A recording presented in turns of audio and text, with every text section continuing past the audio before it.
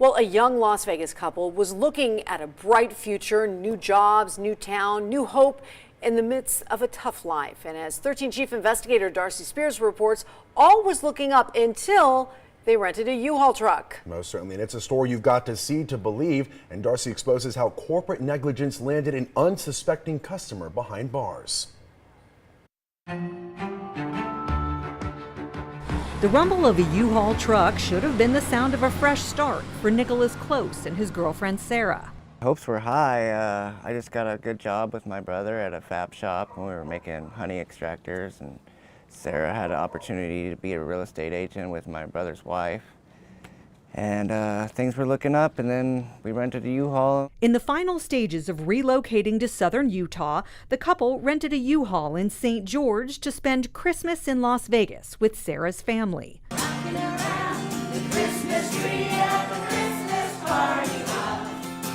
I was actually excited to come down. I had presents for everybody. Nick, who was driving with Sarah's father, stopped at this 7-Eleven to gas up the truck on their way to Christmas dinner. I was waiting at the dinner table, calling them over and over and over again, and they were not picking up, and nobody knew what happened to them. After a few hours, I got a phone call from Nick from jail saying that he was pulled over for stolen plates on a U-Haul that we just rented. This is the license plate number on Nick's contract. Unbeknownst to him, the plate on the truck didn't match. You know, you wouldn't think that something like this would happen. How can this be a fictitious plate? Henderson police spotted the truck, ran the plate, and saw that it came up stolen. They pulled me out with guns drawn. Nick and Paul were immediate suspects. They put me in handcuffs, threw me in the back of the car. They pulled me right out of the store in front of all the people, and it was almost like I was robbing the place or something. You know, I mean, it's like, what? What did I do? What's wrong? Police records show they were arrested and charged with displaying a fictitious plate. I just couldn't believe my ears when they were telling me that they gave me a stolen plate. Nick ended up pleading no contest in court. Why plead no contest to something that you know you didn't do? Because I wanted to get out and get back to work, but it just was already too late. Wrong place, wrong time, perfect storm. This isn't the type of case lawyer Michael Van would normally take, but when Sarah and Nick walked into his office and told their story, it just seemed so weird, so odd. They were so destitute. He was going to lose his job, or he had lost his job.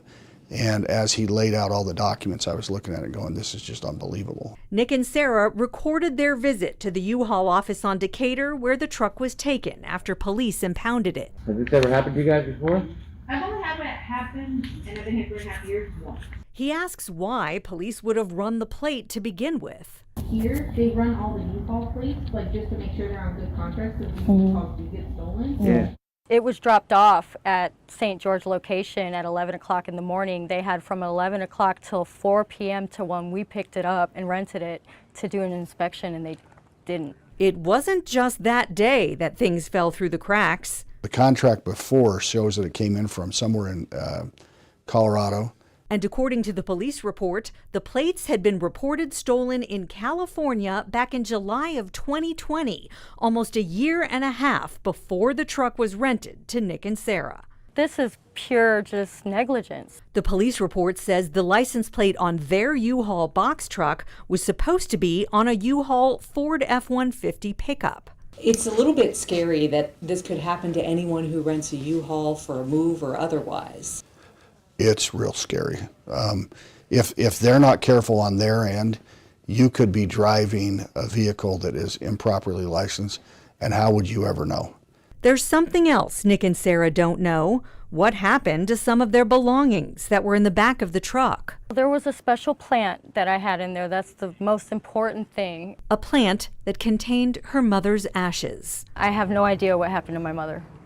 Sarah says she also lost personal financial records. Her Social Security number was compromised, and so was her bank account. It was closed due to suspicious activity. Speaking of suspicious, listen to this.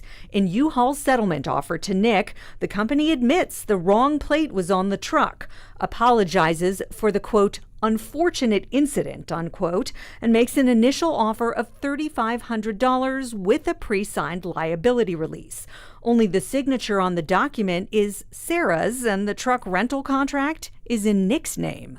This is the signature they put on Nicholas Close's claim and pushed me through to arbitration. Is this your signature? No. They're not allowed to talk about how much money they ultimately settled for after hiring attorney Michael Vann. When we asked U-Haul for an interview, they sent back a written statement saying it's not our practice to offer comment or grant interviews on legal cases, pending or settled.